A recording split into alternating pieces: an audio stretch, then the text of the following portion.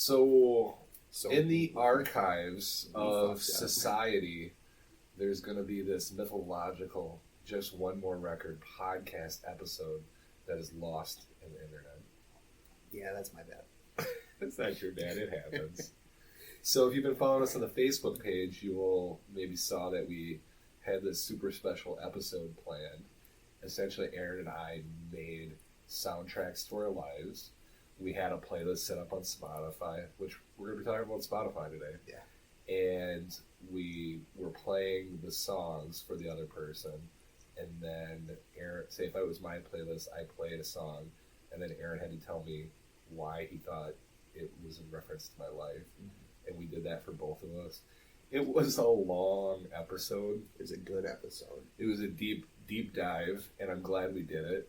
But it was also kind of an emotional dive. So, yeah, it was. So I don't know that we'll probably go back to that for a while. Just because, if we do it, I want to do it the right way where, like, it's not super fresh in our mind and we're legit about it.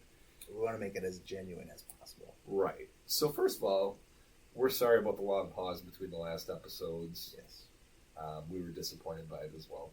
We'll get back to it quickly here. We'll get this episode recorded and up as soon as we can for you guys. Right, and then we'll try to maybe do the next episode a little bit quicker. And I have a lot of content prep, so this might actually be a little bit of a longer episode than what we normally do. Yeah. So we will also have 2 sets of reviews, because in that lost episode we reviewed 2 albums. And in an effort to not make it super boring for you, we're not going to do all the reviews back to back. So we're going to do the one set of reviews early in the episode and then one late like we normally do. Right. So anyway, let's hit it. 1, 2, 3 into the 4. Snoop Doggy Dogg and Dr. Dre is at the door.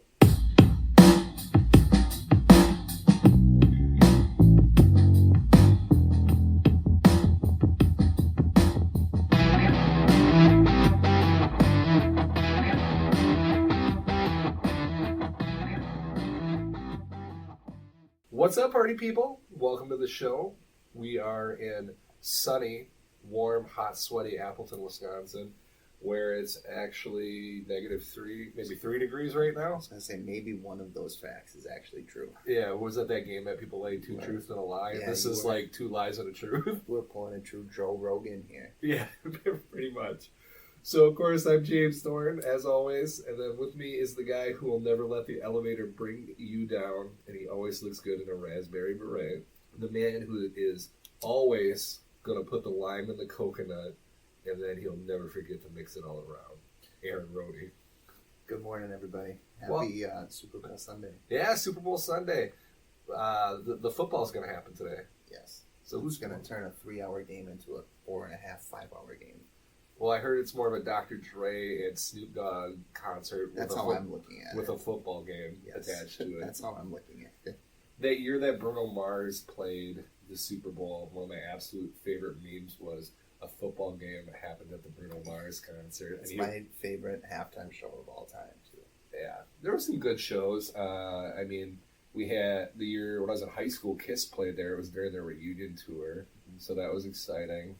Anybody else that you got real memorable from the Super Bowl shows? I remember Prince. He put on a big spectacle, I want to say 2004, 2005, maybe. Something like that. Maroon 5's, like a few years ago, wasn't bad either. I think my least favorite one has been the Black Eyed Peas. That one was trash, in my opinion. Yeah, admittedly, Black Eyed Peas, I really liked their earlier stuff. And then at the end, they just got so far off the mark. And then Fergie went super duper pop, and will.i.am got weird. Yeah. So we hope the Peas get back on track. But anyway, so we got a lot of news to talk about. Yes. Do you want to do news? Or you want to do our first set of reviews? Let's hit the news because we've got so much of it. Yeah, we should be able to do it. All right, so it's kind of hard to not have heard about Spotify a bit lately. For a couple of different things. So it sparked a really big conversation, which we'll talk about as well. So on January 24th, Neil Young posted an open letter on his website asking his management and record label to remove his stuff from the streaming giant Spotify. Why did he do that, Aaron? He disagreed strongly with Joe Rogan from what I've read on it, and not in Joe Rogan's viewpoints, but in it sounds like the guests that he had on and the different information that he was sharing on his podcast. Right. So I did listen to one of the episodes at the request of our friend Armando from Second Chance Records. He knows that I work in the medical community. He wanted to know my thoughts on it. And there were two big episodes that were in question. I'm not going to say these gentlemen's names just because I don't want to promote their viewpoint. I will just say that very quickly in these videos, I learned a couple things. One, that they were so off of what the mainstream baseline is in the medical community that it was very apparent it was hard for me to watch. But I did watch it because it was a friend requesting it. So these two doctors have very different viewpoints. And on paper, the two of them do have some notable things in their background. One of them laid the groundwork for mRNA vaccine research. But since then, he had taken kind of an oppositional viewpoint towards vaccines and so on. And this isn't going to become a vaccine podcast, so we're not going to get too far in depth on that. But Neil Young was taking issue with some of this information and felt that he was spreading misinformation about vaccines. And I want it to be said, too, that these two doctors had also been censored on Twitter and other resources prior to this for this very reason, because they were, quote-unquote, spreading misinformation. So it's worth mentioning Joe Rogan's podcast is a Spotify exclusive. So Spotify paid $70 million, I think. I read it was over $100 million. Yeah. So they paid quite a bit of money to get Joe Rogan exclusively on Spotify. And he had a lot of Spotify, episodes. If you're listening, we're available. We won't charge you nearly quite that much. I mean, if you need to fill in some of those episodes that got pulled, something like 100 some episodes recently that got pulled off of there due to mounting pressures, we're happy to have your people talk to our people. Yeah, we'll be really quite reasonable. Anyway, so the Joe Rogan Experience, one of the episodes was episode 1757, airing on December 31st. That was another one of the focuses. I don't believe it's available anymore. Shortly after that, Spotify did comply with Neil Young's request and his music was removed. Around January 29th, Joni Mitchell, who back in the day, I believe she's the singer of, was it Paved Paradise? I think so, yeah. She's a well-known musician in her own right, friends with Neil, asked for music to be pulled down. And I think when this is all starting to go down, you and I were talking about it, and I said, yeah, this is great that these people are pulling it down, but I feel like it's going to take a big artist for it to make a huge change. And then, one turned into two, turned into there's quite a few more of them. Then Niles Lofgren, who probably the easiest way to recognize him was he was Bruce Springsteen's guitarist in the E Street Band, and he was also in Crazy Horse. He had his music pulled down. Then the rest of Crosby, Stills, Nash, and Young asked all of their collective music to be pulled down in support of Neil Young. I think there were some other people since then, but not quite as high a level. I heard as Taylor Swift's name get floated out there at one point. I don't know if that was true. Her fans were pushing for it. Okay. So then Joe Rogan released an apology video on, I believe it was January 31st, kind of summarizing essentially what he thanked his supporters. He defended himself, stating there's been some misconceptions about what he does. I have it here in the transcript of it. He said some other stuff, saying that he's been accused of spreading dangerous misinformation from these two doctors. He defends these doctors, saying that they are highly credentialed, very intelligent, very accomplished people. He said that those episodes were labeled as dangerous and had dangerous misinformation. He said he has a problem with that term, feeling that it wasn't. He basically says he feels that this is just an alternative point of view. He feels that sometimes these things weren't okay to talk about. He just wanted to bring these people to the conversation, express their point of views, and just have a conversation. He talks about not being against Neil Young, how he's actually a Neil Young fan. Shares a story ultimately about quitting a job where he was at a Neil Young concert. He's talking about how he's okay if Spotify puts labels on there saying to be careful with these episodes. He says that, going into these conversations, and I can attest to this too, is that sometimes when you have these conversations, you don't know where they're going to go. Right. And he's having people that he doesn't normally work with. I work with Aaron every episode, so I kind of know where we're going to go. Right. But he's having people he doesn't know. He says he can prepare better for these episodes. He can research information to try to have more of a balanced view. And I don't think he's ever been one to hide from some of these tough topics either. Right. And then he says, in the end, ultimately, he says he's sorry if he pissed everyone off. Yeah. And it's a long, you can easily find it online. It's long. I wasn't going to bore you and read all of that to you. And then, what did you say? Someone had made a montage of him using the N-word? Yeah, so from what I heard and read about this other situation is somebody essentially took clips of different recordings and shows and made a compilation, and it's him using the N-word over and over and over again. But it's clipped out of context. Nobody knows where the conversation really is at this point. And we just had this conversation shortly before we started recording.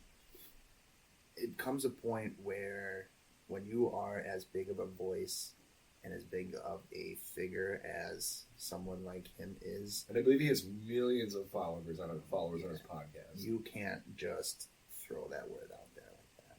No. I mean, nobody should be throwing that word out there easily like that, right. But you especially can't do it here in the public eye. And one of the radio shows that I listen to in the mornings, one of the local radio shows, they were talking about it earlier this week, and their stance on it was, yes, freedom of speech is there, but freedom of speech doesn't mean it comes without consequences. Oh, absolutely. So yes, you can say these things, but you have to be prepared to deal with some consequences. So my question for you, because when I went online and this was all going on and I was reading comments and a lot of these posts, there was a lot of people talking about cancel culture, and basically throwing shade on Neil Young and saying that, he's using his nobody cares because he's a musician and making fun of his age and saying that none of his fans are going to know, what Spotify even is. What's your standpoint on him doing this?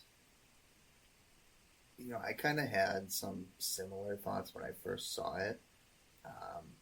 I wouldn't go so far as to say that none of his fans know what Spotify is, because I think that's a little harsh. But I think this is a musician kind of doing what he can to stand up for himself and his viewpoints. Right. So part of me was like, in this day and age, I don't know how else you go about doing that, truthfully. Right. Part of me was like, okay, is a celebrity using his power for something that has nothing to do with his music? Right. So my initial reaction was more on that line. Then I thought about it, and I was like, you know what? He was an activist back in the day, as were really all of those people that we just mentioned. And my thought was, this is on brand for him. Right. Like, he thinks that there's this big injustice being done, that people's lives are being threatened by it, and he's using his ability to essentially protest that and probably try to help people and save people's lives. So I think it's totally in character for him, and I think modernly, that's like a social responsibility, and I ultimately applauded him for it. Well, and I think as a musician, I mean, music is what you know, and it's all you know, and it's your livelihood.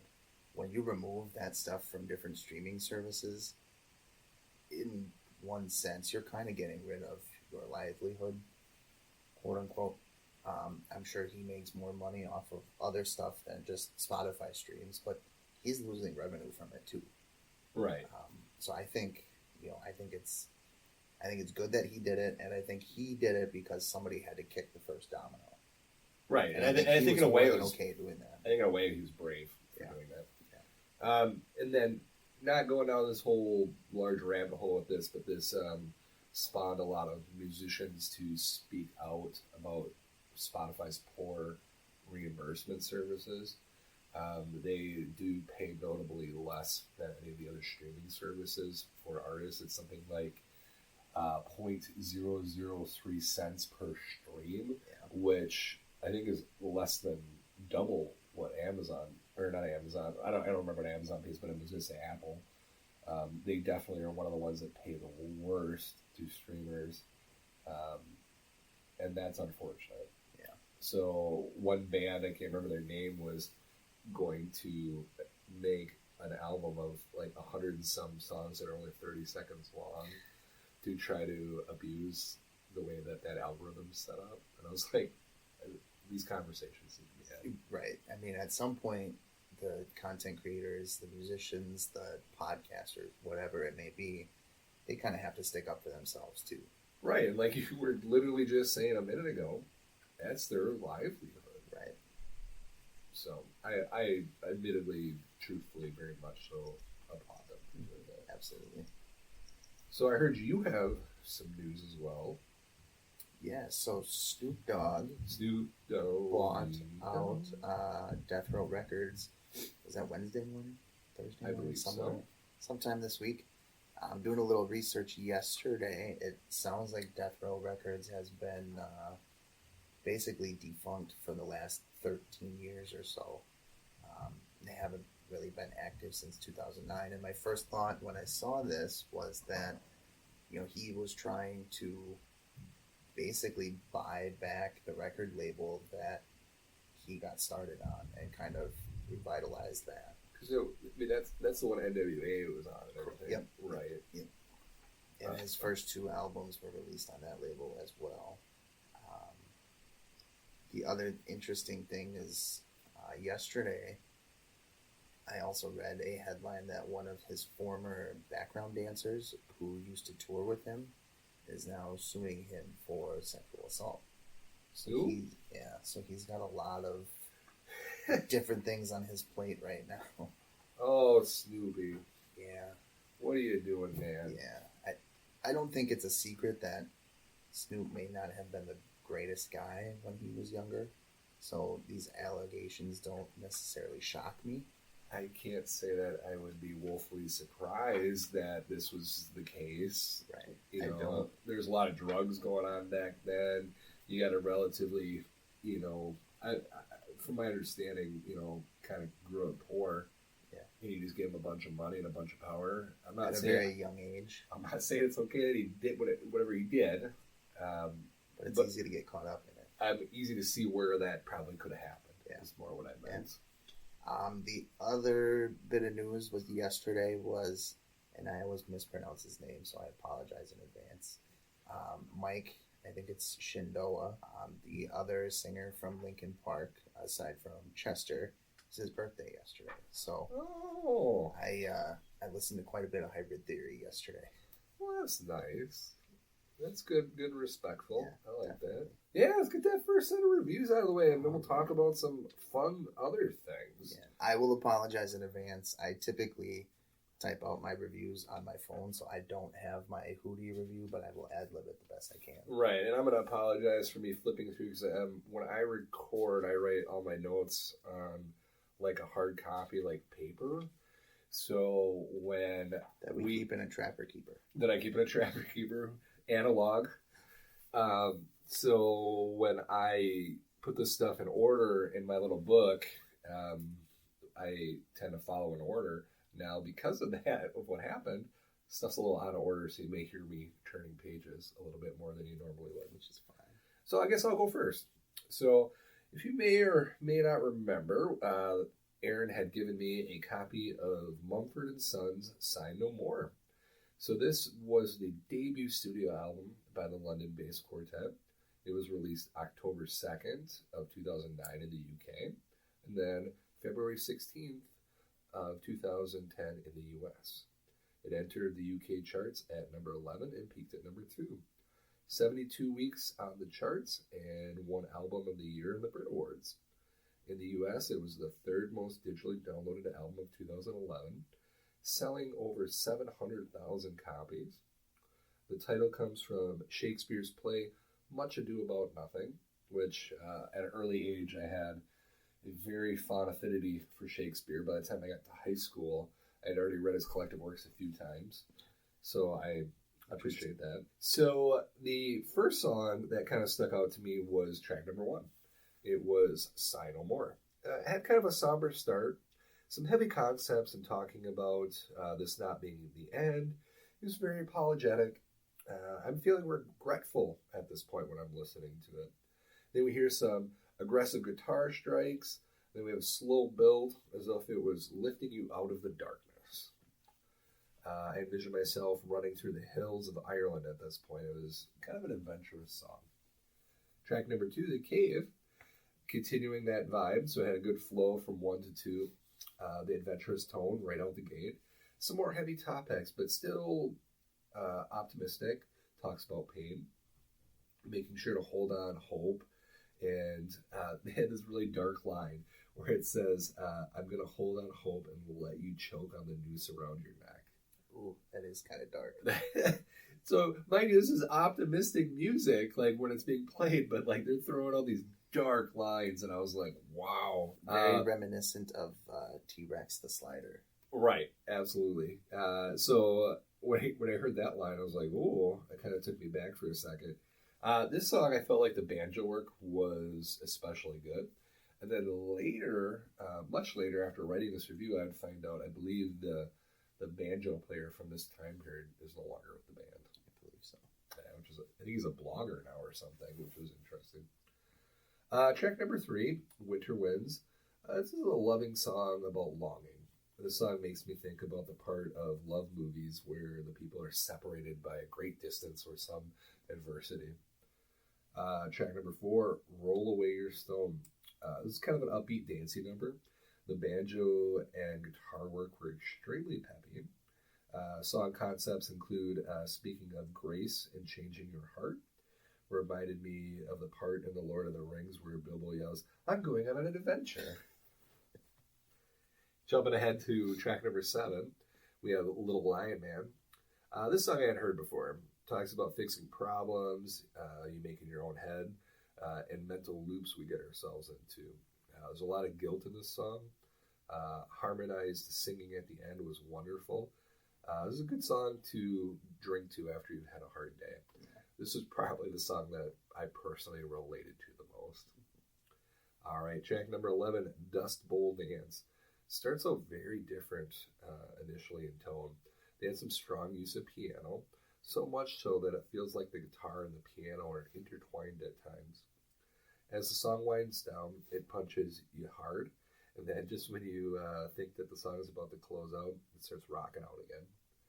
So, in conclusion, this album was deep and introspective, has heavy topics discussing death, God, regret, lost love, but it all comes from a place of optimism. Talk about rising above your struggles through having faith and supporting each other.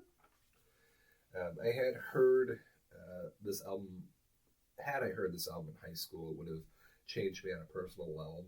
As a 40-year-old man, I've experienced a lot of the things that they talk about in this album. This doesn't diminish the power of their message, especially since there are a lot of people who are probably still going on this journey. Would I have bought this? Heck yes, I would have bought this. I had looked at it several times while I was at this store. This will probably go into my moderate rotation and will probably be most played when I'm home alone. I was actually there at the store yesterday. They didn't have any more copies of this one. So. Oh, well, people knew we were going to review it. No. So I don't know if they sold out of it or if they shipped some stuff around, because I know they kind of distribute things between the 3 stores. But It was kind of cool to see. I'm optimistic. I felt when I was there recently, the store was a lot more full. It was, and I think the records actually got smaller from flipping through yesterday. It just felt different for some reason. Now that everyone's caught up on their productions after Adele. Right. Yeah. So last time James got me Hootie and the Blowfish Cracked re-review, which is an album I have missed out on multiple times before. Yeah, Aaron was losing out on auctions left and right on this album. Twice in the same day. Twice in the same day. There's a little pain. This is kind of one of his white whales. It was a redemption story a little bit. Don't call it a comeback. So this was released in 1994. Their debut album. I think it was actually the number one sold album of 1995, which is kind of interesting. This has basically all of their classic songs on it. I think it's the greatest hits album in its own respect. Essentially, yeah, which is kind of sad for a band's first album, but that's why that's probably why Hootie is not Hootie anymore. Yeah, Darius is off doing country now, and he's kind of killing it in my opinion. Yeah, not really my main genre of music, but he's been very successful in that area. Yeah, I think he just fits that bill as a person, truthfully. So this starts off with Hannah Jane, bit of a love song. This whole album just kind of screams 90s rock music to me. It's a bit of a mix between like the grunge days, a little bit of country rock, a little bit of Lynyrd Skynyrd. I think I initially compared it to Skynyrd and Nirvana. If they had a baby, Hootie is what you would get. A lot of these songs you really don't have to say a whole lot to. Hold My Hand is one of their classics. Yeah, that's a good end of the night at the bar song, I think. Yeah, probably. Let Her Cry, another classic, sad, slow song. I'm gonna try not to sing all of these.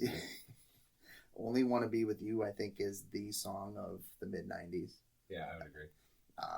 Running for My Angel is a little bit different.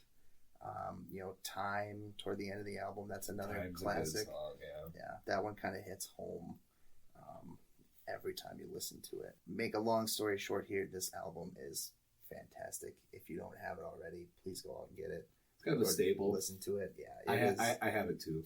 It is a staple for anybody who enjoys 90s rock music. And of course, this is one I would have bought and tried to buy multiple times.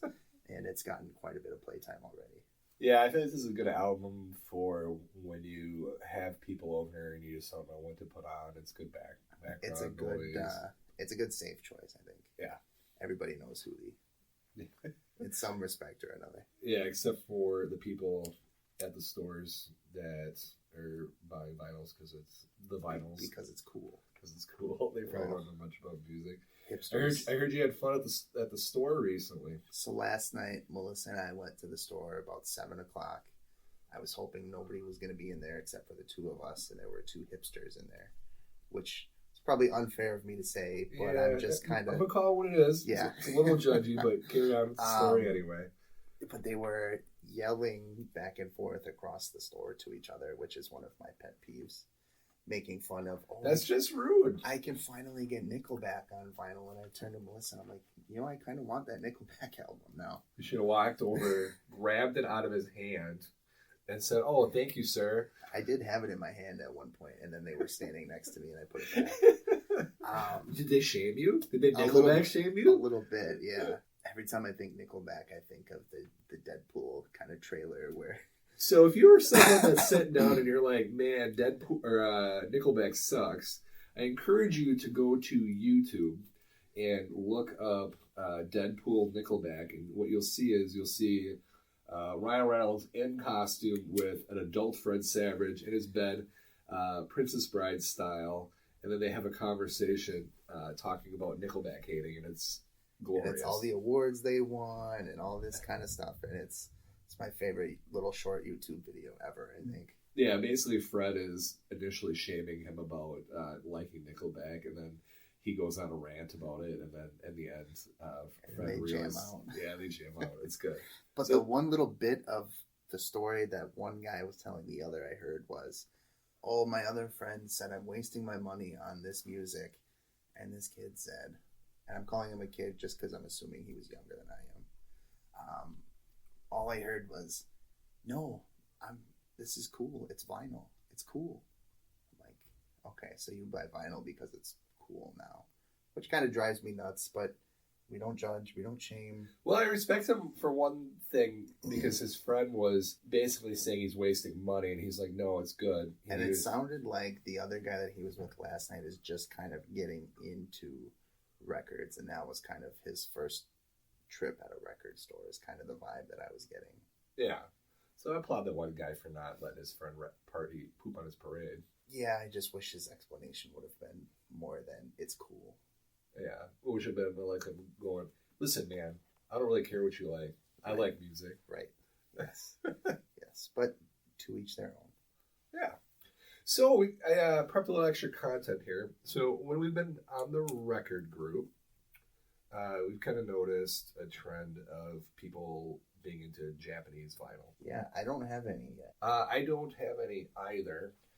So there's a certain cross-section of people on the internet who swear that Japanese vinyl is like the best thing in the world. So, and to give a little backstory, Japanese vinyl is, from what I understand, kind of made in a different way. Yeah, I got some notes. It's expected that quality is, I don't want to say better because each person thinks differently, but quality is different from a traditional U.S. press of something. Correct. And they are crazy about physical media in Japan.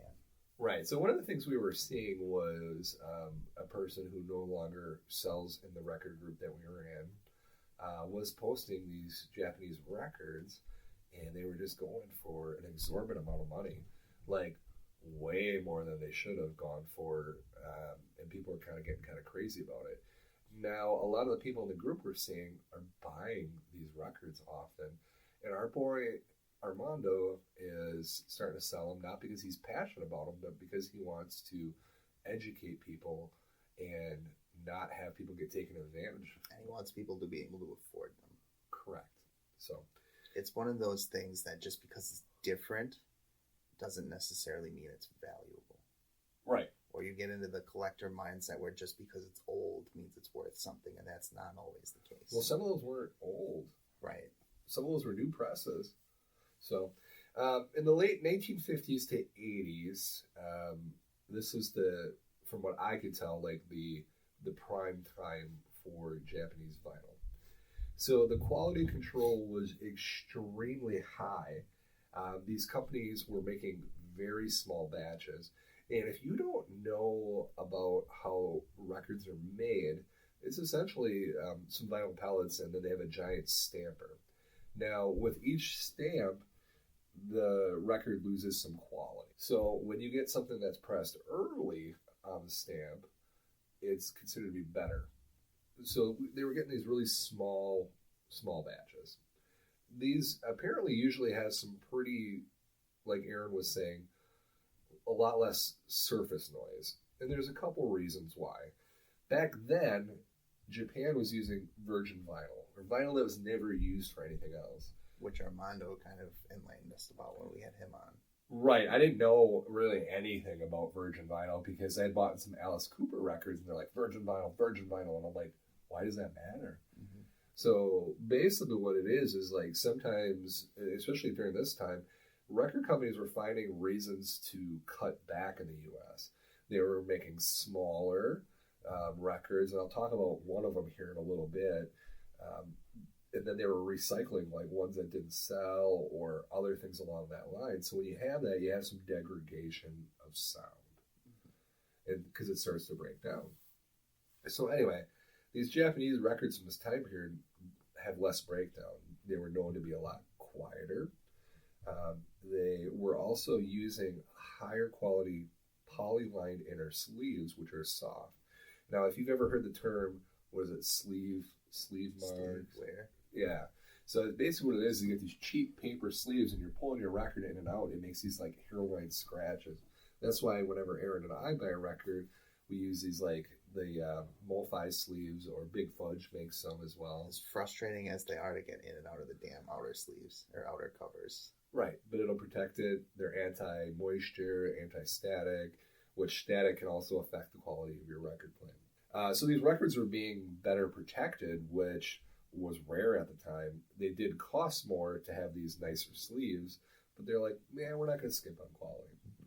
Then in the 1970s, JVC invented a new compound called super vinyl. It was stronger, more durable, and what I got out of it, they essentially, there's like a special chemical that they were putting in there that made it more durable.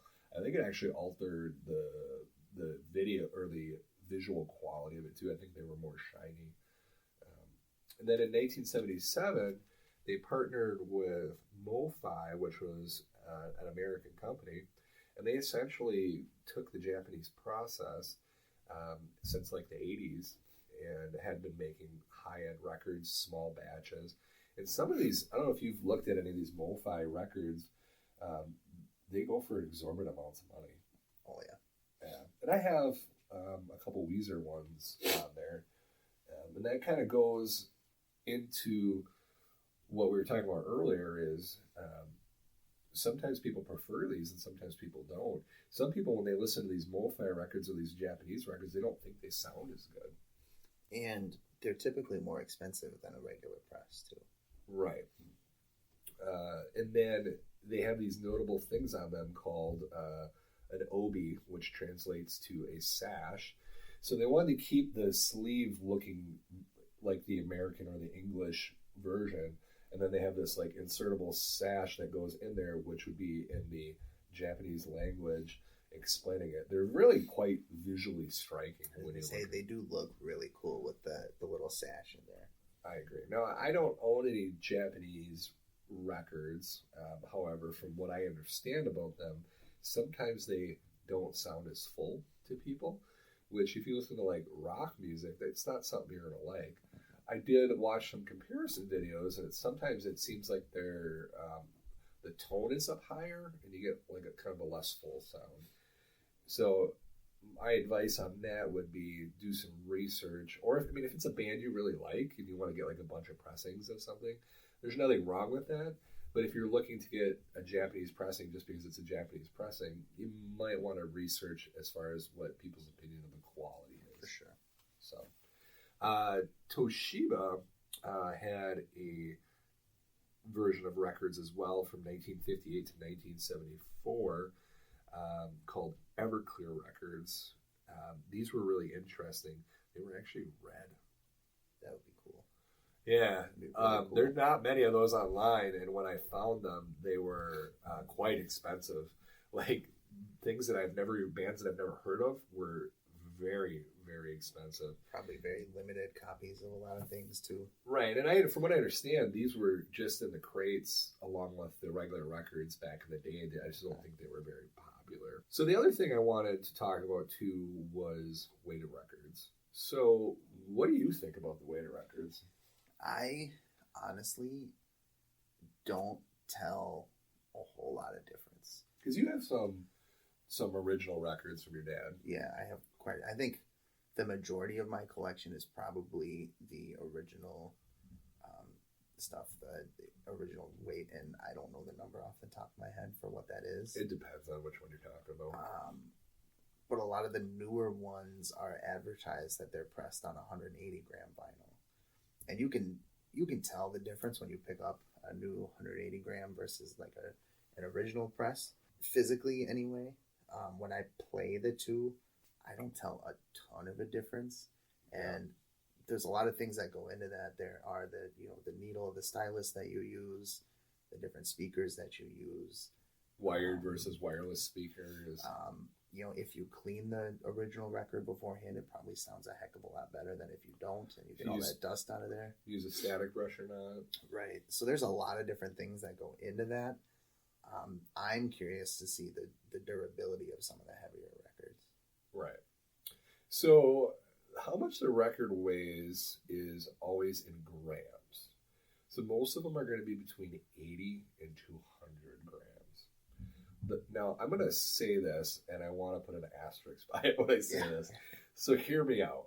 So the thought is that the heavier record can spin more consistently without shifting on the table.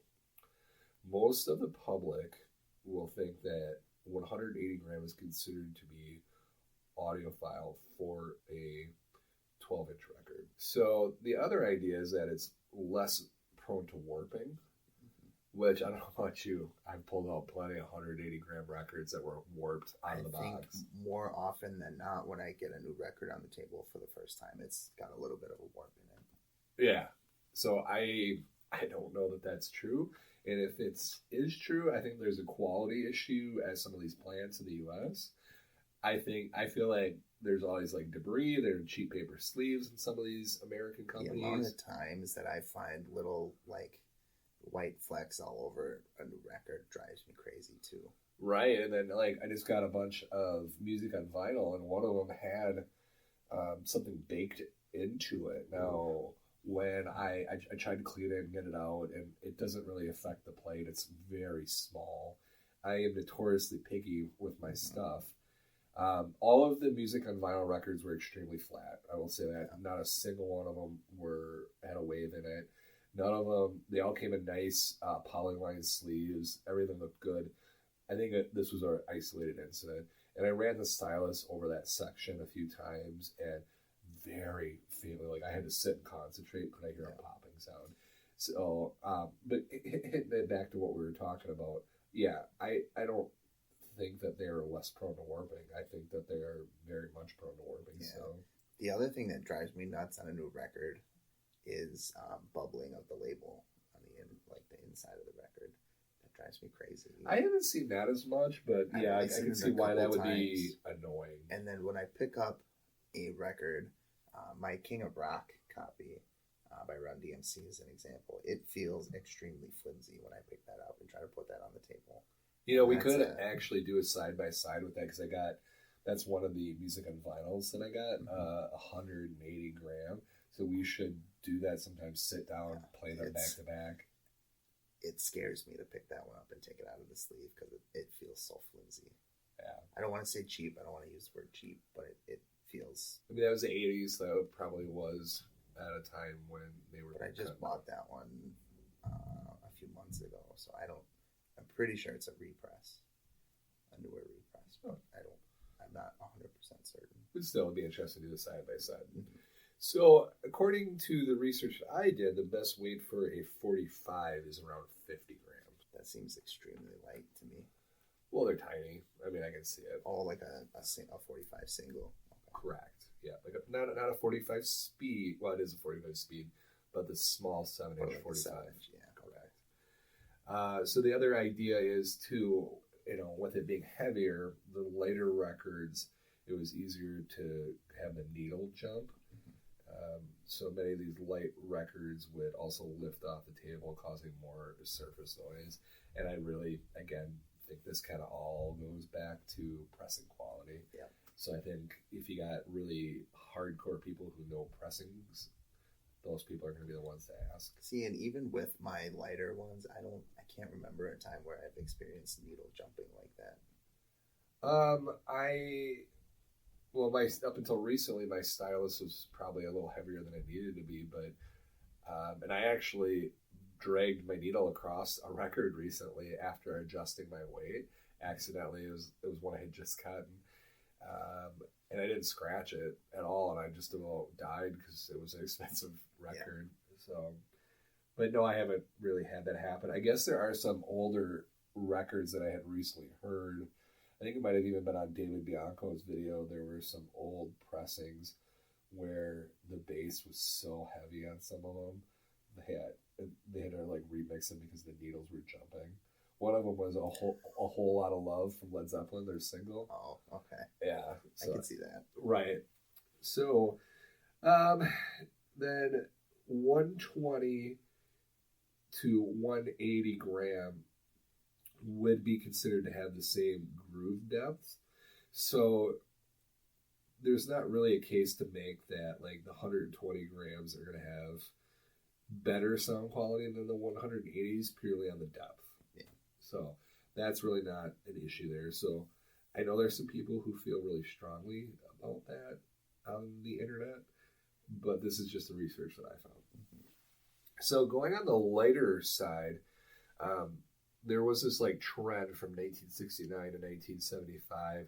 The dates weren't really exact. There were these records called Dynaflex records. These were about 100 or about 80 grams, 80 grams, and I do remember these. They were like on square sheets. Some of them, because they were so flimsy, you could easily fold them in half. A lot of these were on recycled material, like so you could see varying chunks in it. They did lay flatter. These were primarily ground up old records. They were known to be extremely noisy. They were not virgin vinyl. And then I don't think many of them have kind of survived, and I don't believe they're highly collectible. That's interesting. I've never heard of those before. Yeah, you can look them up. I remember seeing like one when I was a kid. I think McDonald's was giving some out for a while. I was going to say that kind of sounds like something they would do. Yeah. Well, back then McDonald's had ashtrays too. That's very true. All right. So last segment that I had prepped for this was NFTs. So on the internet, man, everybody's talking about NFTs these days. And it's starting to drive me crazy. I am getting a little sick of hearing about NFTs. Yes. Like, why do I care? So I don't know if you watched the latest Nintendo Direct. I did not. I looked and reviewed what they announced game-wise, which I'm not going to lie, I'm excited to play Chrono Cross because I never played that back on the PlayStation. There's a lot of things that I'm excited for. Advance Wars coming in the next couple months is going to be good too. I played the crap out of those on Game Boy. I never did. But anyway, they are looking at expanding into the NFT network as well. Which Nintendo does their own thing. They apparently, now we're getting into a video game podcast territory. Which is okay. It's our show, whatever. Nintendo, I guess, is trying to refocus a little bit and be more competitive. Yeah. And I think they're doing it. I think they're doing well with it. Yeah. So to me, when I hear NFT, the first... I think of a rapper. Yeah. That's fair. But the first example that I ever saw explaining it was basically you could go out and you could buy a soundbite or a song on Spotify or SoundCloud or whatever streaming service, and anytime that was played, you got money from it. That was probably a couple months ago when I That's partially true. I have some notes prepped and I'll explain that part of it. But now it's like pieces of art or pixel art or a lot of bands are doing like album artwork where you can go out and you can buy this NFT and then it's basically stock trading but with media, digital media is kind of what I can see where you're getting that. There's a lot of content on this, and I'm going to share my specific thoughts on these because I have some very strong opinions about this, but not until we kind of go over what it is. Right. So NFTs stands for non-fungible token. Sorry, I totally pronounced that weird. More or less what this means is it can't be replaced with something else. So one Bitcoin would be fungible, meaning it can be traded for exactly the same thing. Trading a one-of-a-kind digital card for, say, a Bulbasaur would be non-fungible. So Bulbasaur, the Pokemon. Mm-hmm. So say Nintendo, which I think that they're going to do, they're going to make digital Pokemon cards. They make like unique cards like that. That would be a non-fungible. And that's going to get out of hand for trading and price wise. No, I understand too. Like they don't just do one of the kinds. Sometimes they do like limited runs, like 500, right? And that's still considered an NFT. Mm-hmm. This would mean the digital item can't be copied. Ideally, yeah, right.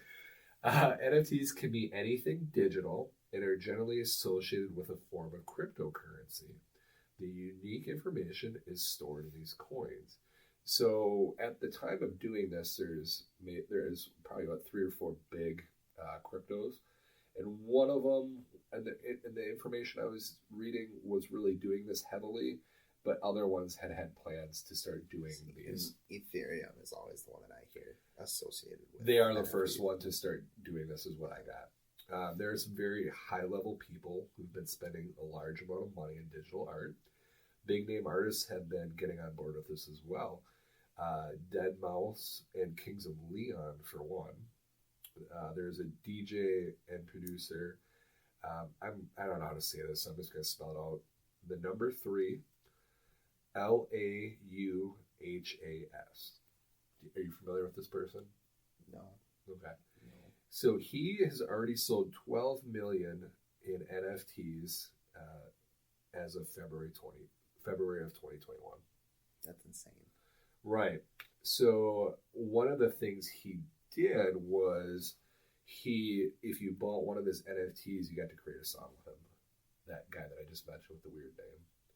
The Kings of Leon released some NFTs for one of their new albums, and if you bought it, you got 4 front row seats and a VIP experience at any Kings of Leon show for life. That's almost not worth it to me. Yeah. Again. But that's insane because you have to spend so much to get one of these NFTs. Right. Typically. Exactly. And then this is basically adding a level of seriousness to digital content. Mm-hmm. They're trying to make something digital collectible. Stuff will also still be available to be streamed on Spotify, just like they'll have stuff with your version will have a special tag on it. Yeah. So from what I read, say we'll go Kings of Leon there. They can make an album, they can sell you NFTs, and you own that, but they can still put the content on like Spotify, Apple, and all of that thing. Yeah. So I'm just like, okay, trying to be optimistic about this. So in some ways, this is a direct way for fans to support musicians that they really like. So they're not buying stuff from a record company. The money's going directly to the artist. And then also what you were talking about from what I got out of this is, so let's say I buy an NFT of music, okay? Mm-hmm. Then I can set it up where any future sales of that, I get a percentage of it. Basically get a royalty on it. I sell it to you. Okay, and then you sell it to someone else. I get 10% of your sale. Right. So, knowing all this, what do you think about it? I don't like it. I really don't. I've never been a big fan of cryptocurrency either, just mostly because I don't understand it, but I also think it's kind of made up and bogus. But I feel like this takes media and digital media and it takes it to a completely another level, and it's a little out of hand. So here, my first thought on this is, with cryptocurrency, I'm like, okay, cryptocurrency, I see the appeal and the context that there's a currency that's not tied to a government, and the government can't just make more of it, and that it's not being regulated by a government. I get that part of it. That part's cool. But the rest of it, I'm like, I don't trust it. I don't. So I got, computers are fallible. Well, and you've got people all over the world who are mining Bitcoin, and I don't even know what the hell that means. No, that and I don't know how that works. I don't know how that works either. I may look into it eventually when I want to have a headache. Right. But anyway. But I feel like we're kind of headed down the same rabbit hole with some of this NFT stuff. Right, and that's the other thing about it too, is I'm like, anything digital can be copied. Right. Now, I'm sure that Bitcoin and all these other companies have security things in place, but there's always somebody that wants to take advantage of this. There's going to be bootleg NFT music, bootleg NFT Pokemon cards. There's going to be people hacking stuff. Like, how long when a video game system comes out until someone hacks it and finds a way to put all the old games from their previous system? Months at most. Right. The other thing, I found a guy on TikTok about 2-3 weeks ago who walked you through how to create an NFT. So there are websites out there where you can pull a clip art and throw it on this card, and you can call it an NFT. And then he would sell it for 0.003 Ethereum, which is $600-700 or something, and he would set it so every time it's sold between somebody else, he would get 5 or 10% of that. Like, so you or I could go out and we could make an NFT and make a crap ton of money on it, which scares me. Yeah. Maybe we should do that with the podcast. We could do just one more record NFTs. Yeah, we'll talk about that off there. Because then maybe we'll be able to buy more equipment easily. Yeah, right. And then as far as like collecting goes, I'm not going to go over to somebody's house and go, hey, can I see your NFT music collection? Right. Aaron's like, can I see your clip art collection? Is essentially what it is. Be like, oh, you bought $12 million on this piece of art. Did you mount a high res TV up on the wall to display your art? I'm like, no, I'm a tangible guy. It's in my phone. Come on. I'm a collector. Yeah. I've collected comic books. I've collected video games, action figures, records, CDs, all kinds of things. Part of it's the hunt. Right. It is. Yeah. It's having that item. It's going out, finding this item, and getting it. You get that little bit of that dopamine hit with it. I don't get that when I Google search something. I know. If I open up a thing on my phone and I look at all these photos on this tiny screen, yeah, that's not going to do it for me. I don't care that there's a tag on my MP3. No. Everybody streams anyway. Right. Yeah. So I'm not a fan of this. I don't trust it. If you're an NFT collector and that's what you want to do, I respect you, and that's cool that you're doing it. I'm never going to tell you you're wrong. I'm just saying this isn't for me. Or even if you want to reach out and maybe explain it in a different way to us. I mean, we only know what we find on the internet. Right, yeah. I'm open-minded to learning more about it. If you're a huge crypto trader and you want to come tell us about it, we might even know how to mine Bitcoin, please let us know. If you want to help us make NFTs for our show so we can get rich, we'll cut you in on them. It's probably a good time. If you do want to talk to us about any of this stuff, you can check out our Facebook page, just One More Record podcast on Facebook. There's a button right on the main page where you can send us an email to our One More Record podcast Gmail account. Admittedly, I'm not on the Twitter a lot, but if you want to shoot me a line on Twitter, that's fine too. We definitely would talk to you about it. Maybe we're coming from a place of ignorance. Potentially. We haven't really looked into it a ton. This is just kind of the bare bones of what we do know about it. Right. And we want to keep things interesting for you. Yeah. While we're talking about the social media, here's a good time to also jump in. So we've been doing this for a year now, and I like doing it. So we're kind of at the point where we're going to ask you to maybe help us out a little bit. So if you're a fan of the show and you're on, say Spotify or Apple or any of those things, and you really like what we're doing, give us a review. Give us a 5-star review or the most positive review you can. If you hate what we're doing, please give us a 5-star review. Yeah. Tell us why we suck. Yeah, you can say why we suck, but give us a 5-star review. Right. We also ask that you share us with friends, if you don't mind. Yeah. If you like what we do, tell somebody about it. Absolutely. We're big fans of the hobby of record collecting. We love music, and we want to keep this party going. This isn't something we make a ton of money off of. Really, at this point we've probably lost more money than. We're up to like $3 on Spreaker. Yeah, we're getting that sweet streaming money. We're getting close. When we get to that $10, we'll be able to cash that out. Right. We're gonna go get a beer. All right. So you want to hit those last reviews, or do you got something else we want to talk about? Let's hit the reviews. All right. So let's get to our other reviews. Yes. So this part was spawned by, probably ultimately by Aaron, not being a huge fan of live albums. They're growing on me. Yeah. There's a couple of good ones. Yes. I like some live albums. Admittedly, I thought about getting you Kiss Alive, but I felt that was too easy. I know you said that you weren't going to do the predictable with that one, so yeah, went with something different here. And then, of course, we got our new records that we're going to be handing off to each other here. Yes, I am less sure of this one than I have been in the past, but it's worth a shot. If you hate this one that I give you, I'm going to be really shocked, and I'm going to probably feel bad about my skills. So, do you want to? I went first on the last one. Do you want to go first? I can go first here. So for this one, James got me Margot Price live at the Rye Man.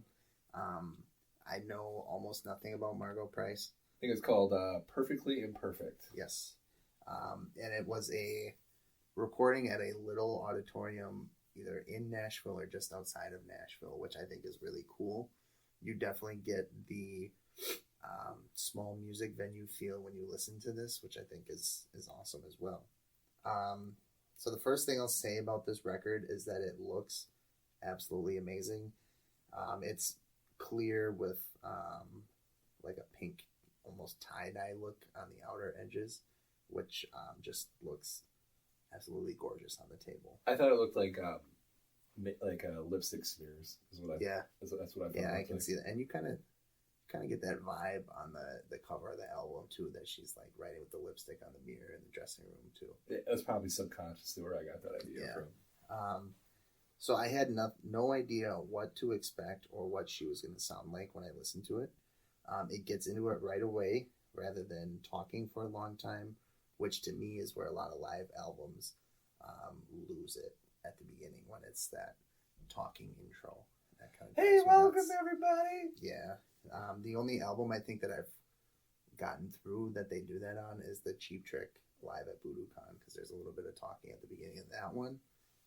I agree. I like when they come out hard, play a bunch of music, and then they talk once you're brought in. Yep. I would describe this as country-ish with a little soft rock. I think there's a lot more guitar solos and stuff than I would expect with a typical country artist. I think she's considered to be alt country, is what Spotify called it. And she's grouped in the country section at the record store. Yeah. The first song had a really cool guitar bridge or solo, which was really cool for me. I wasn't expecting that at all. The second song sounds more like a blues song, which makes sense considering she said that she wrote it while she was in jail. I don't know if that's true or not. Jail. Yeah. Yeah, she's kind of had some tragic stuff happen in her life. She had twin sons. One of them died of heart problems. She got really bad into drugs and alcohol for a while. Yeah. So that was probably actually true. Which stings, but she got a good song out of it. Yeah. So listening to this record kind of reminds me of the scenes in Forrest Gump where you have Jenny up there singing on stage. That's kind of the feel I get when I listen to this. Side B starts a little faster with a song featuring Sturgill Simpson, who we like. Yes. This is where the energy in the show picks up quite a bit. By this time, there are a few songs in. They felt out the crowd a little bit, and now it's time to have some fun. The guitar solo in this song is reminiscent of when Marty McFly is playing Johnny B. Good and just shredding up on stage. That's probably Sturgill would be my guess. Yeah, I would assume so. Worthless Gold is another heavier song. It hits you with a really cool bass line to kick things off, which I think are underrated in music, and I love hearing a good bass line. Yeah. Honey, We Can't Afford to Look This Cheap starts off kind of poppy. Who's she playing that with? I don't remember who. Jack White from the White Stripes. That's right, yes. He is the person who signed her, actually originally gave her a record deal. Oh, that's really cool. Yeah. That's awesome. Third Man Records, and he was very supportive of her career. She'd been turned down by tons and tons of people, really struggled to kind of get anywhere with it. He signed her. That's awesome. In this song, you get the piano feel. You've got the feature with Jack and all that kind of stuff. It's hilarious because they're basically talking about living as a broke songwriter. They mention running the car until the tank's almost empty to fill it up, having a Mercedes but only having the steering wheel. I enjoyed that line. The World's Greatest Loser is the closing song here. It's another acoustic song, which fits with the rest of the show. Wraps things up on a bit of a somber note, but this show seemed to have the appropriate ups and downs that you would expect for a concert. I think the worst thing going to a concert is having it all rise or it all fall. You've got to have that good balance in there. One thing this album does extremely well is that if you didn't know it was a live album, it's not extremely blatantly obvious that it's a live album. A lot of times, to me, with live albums, you lose the clean mixing and the clean production, and it just sounds muddied up. This is not the case for this one. To get down to it, I definitely like this album, but I do think it's one that I'm going to have to be in a specific mood to put on. That's okay. I know you like country. Yeah, and it So. kind of surprises me, but it also doesn't surprise me that you like this album so much. Really? Yeah. Yeah. This is my heavy rotation. I really love this Yeah, album. that was kind of surprising to me. It's definitely not one that I would have bought myself, but it's definitely one I'll be keeping and getting plenty of playtime. Yeah, she's become one of my favorite musicians as of late. Right. So anyway, I'm glad you liked it. So for your next album, I went a little heavier. Quite the switch up from this one. Oh yes, I don't know. I many months ago sent you a link to this guy. It looks familiar. Cam Cole, I see. So the front cover of this has, I'm going to call it the Illuminati eye. Why don't you take it out of that sleeve? It actually is. Feel the outside. So weird thing about this record, I ordered it. It was not shrink wrapped. I got two. Really? I got 2 copies of it, one for me and one for you. It's very stiff cardboard too. Yes. It's gatefold, which I enjoy. You see what it says up there? It's like over here. I'm going to say. It's like a message from him. Or maybe Thank you for buying this vinyl LP. I hope your neighbors can hear the music as well while you are playing this. See you down the road. Love and peace, Cam. So that's really cool. So Cam is a UK musician, and this picture that's on here, you cannot see his face because of his hair. Yeah, so really if you see him in public, you would think he looks like a dirty hippie. Mm-hmm. When he plays live on the street, he plays every instrument all at once by himself. Oh, that's really like cool. He plays like the drums with his feet and stuff like that. I would compare this to being hard rock with a hard blues influence to it. Okay. And a lot of times he plays acoustic stuff on there, but you wouldn't know it. I like this. The last sentence on the back cover. This record is auto-tune free and should be played loud. The other cool thing, vocals on track 1, 2, 3, 4, 8, and 9 were recorded in a Camden bedroom, which is interesting. Yeah. He just released his new album. This album came out right when COVID hit, so he didn't get to tour for it and stuff like that. That stinks. This copy came from the United States, but when I ordered it, they weren't accounting for it on Discogs. I bought it from him directly.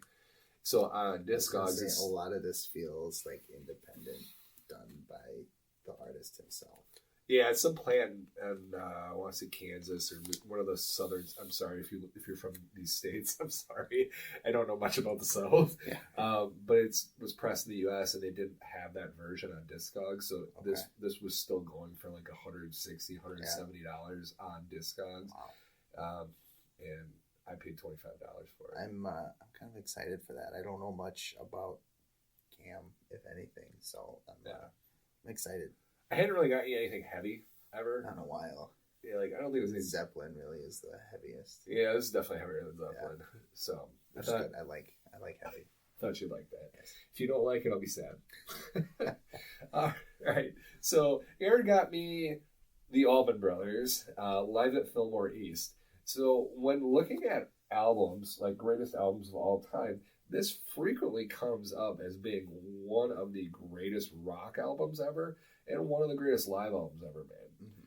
Now, I am, by my nature, a huge fan of the 70s.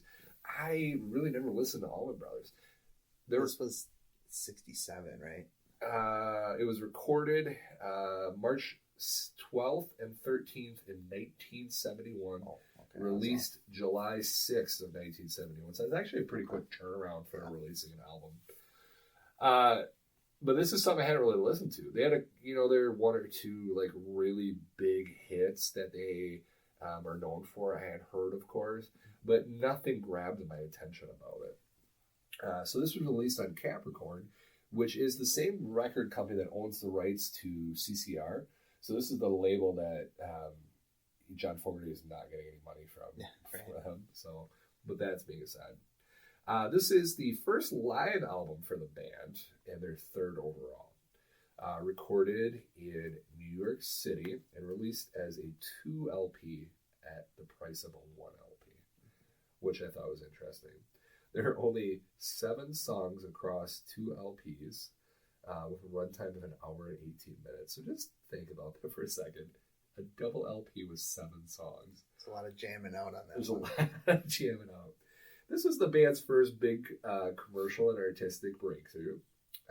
This release started their association with the jam band style of music, and from what I got, I don't really think jam bands were a well-known term at that point. No, the band has often refuted this claim that they were a jam band. They said we're just a band that jams. I was gonna say I could see them being very much against that term. Right. This is the band's first album to reach platinum status, which it was accomplished in 2004. This album was actually selected to be preserved by the Library of Congress due to its cultural importance. That's kind of sweet. Yeah. Shortly after completing their second album, Idle Wild South, in 1970, Duane Allman was contacted by Eric Clapton. He was asked to contribute to his new project, Derek and the Dominoes. The two men were essentially fans of each other's work. They got together, and it went so well, the term soulmate was thrown around by both of them. Clapton even invited Duane to join the band. He would ultimately end up declining, but these sessions that they did, these jam sessions as it were used for the creation of Layla and an assorted love songs. This is one of Clapton's most notable albums. Idle Wild Self failed to become a strong commercial success, but the band's popularity and reputation began to increase due to their live performances. So to say I'm a fan of the 70s music's an understatement.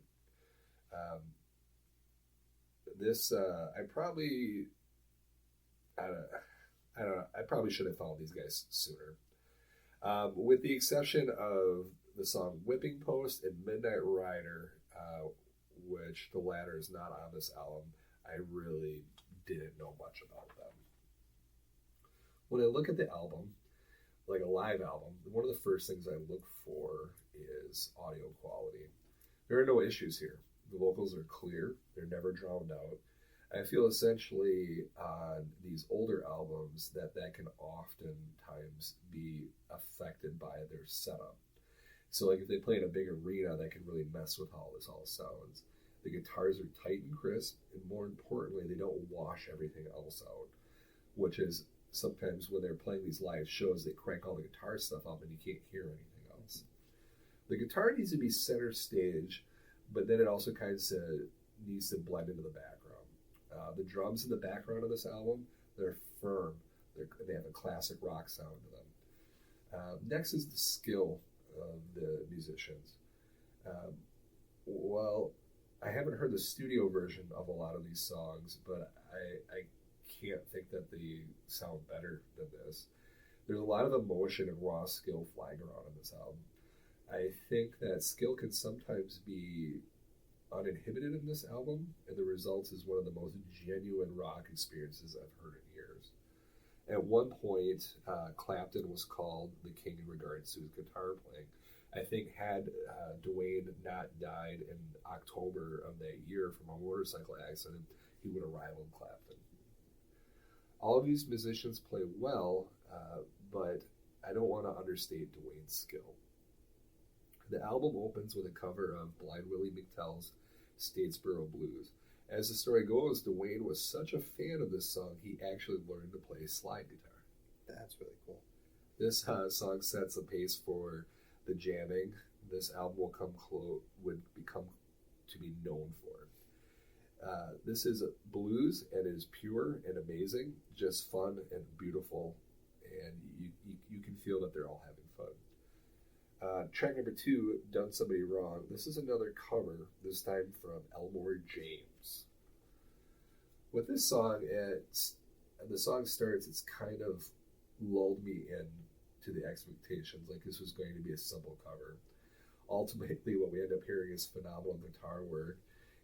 As of this being track 2, I've come to expect phenomenal guitar work at this point. I think some other standout parts are the harp solo, and then they do dual lead guitars at one point near the end, and it was just created a very memorable experience. You don't see a harp solo too often in rock music. No, not very often. Track number 3, Stormy Monday. This is a 8.5-minute slow emotional song. And then we kind of have you end up breaking good with some loud guitar solos because the solos on these songs are different. They're kind of slow and sexy. They're just so good.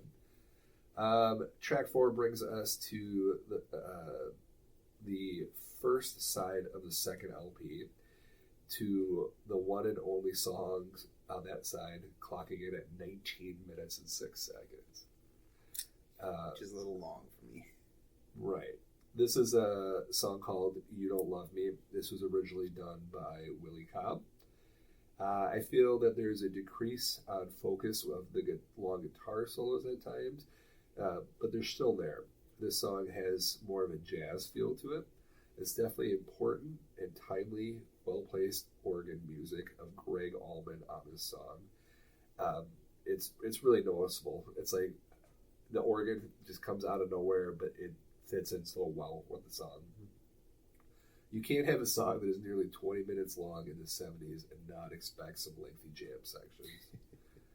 At this point, I did feel that at times it could have, some people might have felt like it went on for too long. I didn't feel that way. I felt like it was great. The pace was good. The music was good. Nothing felt inappropriate. The song finishes with Dwayne doing one of his solos completely by himself, and probably one of my favorite on the albums. Again, pure and genuine. The song ends with a quote from the Christian hymn, Joy to the World. Side 3, track number 5, Hot Lada. Straight instrumental, showcases some more elements of jazz and rock that were more common for bands to do in the early 70s.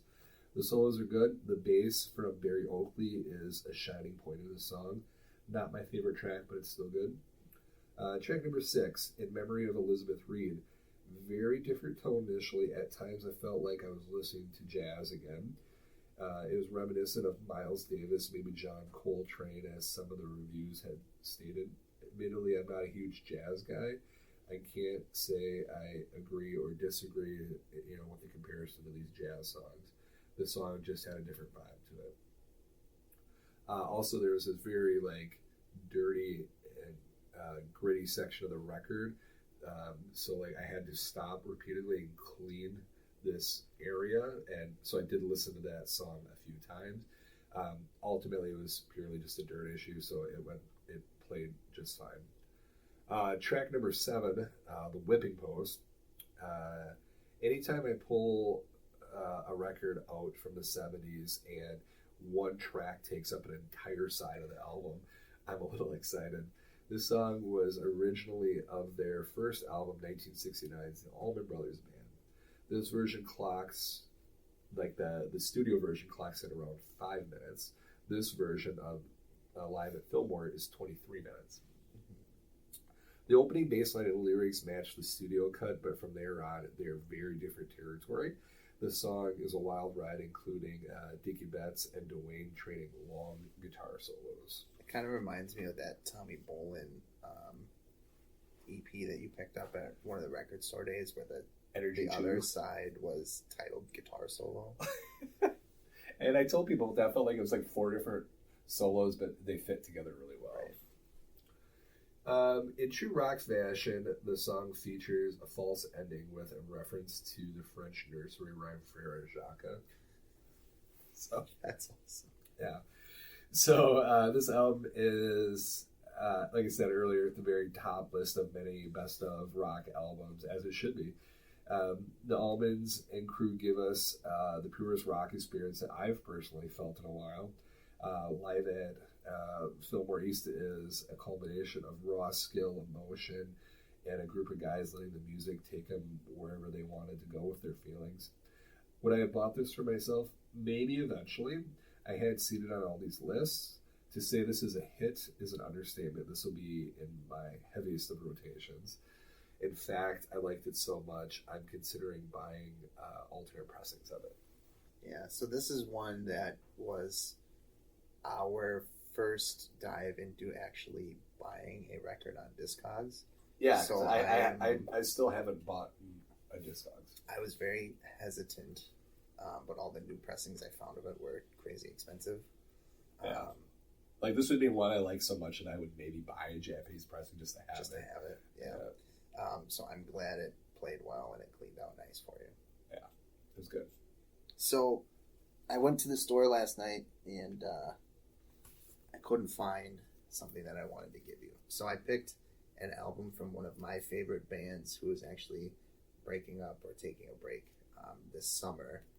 It's country rock, which I know isn't your favorite thing, but I think there's potential for you to like these guys. I'm open-minded.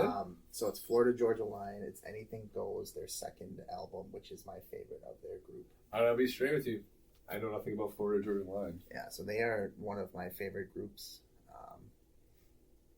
This album is kind of their true roots. They've gone a little poppy now. This is their last album that I feel was actual them. This isn't more country. Like in the spectrum of country music, where would you put this? Would you put it more old school? You got old school to pop. It's very similar to Luke Combs, except it's heavier. That's okay. I like heavy. Yeah. All right, so on the cover we got Florida Georgia Line. They're standing in front of a white brick wall. It says "Anything Goes" and almost more of a graffiti style painting. And then it's the deluxe version. Are these guys brothers? No. I would say so they met going to school in Georgia, I think. So there's two gentlemen on there looking very confident. There's smile. They got like a kind of a sly look on their faces. And it says it's the deluxe version, so I'm going to guess this is probably one that had tracks added to it later. Would be my guess. 4 sides. Each track has 3 to 4 songs on it. Published in 2014. So if you look up these guys now, the one who's got long hair there now has very short hair, and the one who's got short hair has like crazy long hair. He wears big hats. He's got a huge beard. So they've changed quite a bit in the last probably 6 years. Is this one of the ones that's gonna have like one of their bigger hits on it or anything? Yeah. Okay. I was to say I don't know them, so that'll be so just fine. Their first album kind of exploded on the country scene.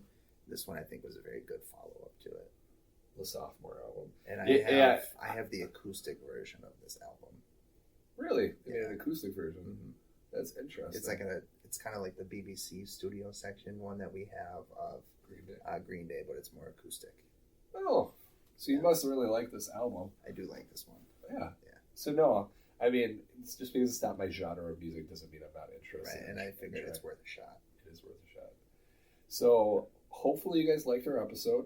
We're going to try to maybe not like immediately do another episode, but sooner than we had previously done so, just to kind of get us back on our projected track. Yeah, I think we'll be back on track after this one. Yeah. All right. So thank you. We appreciate you. We value you. We love having you listen to us. Absolutely.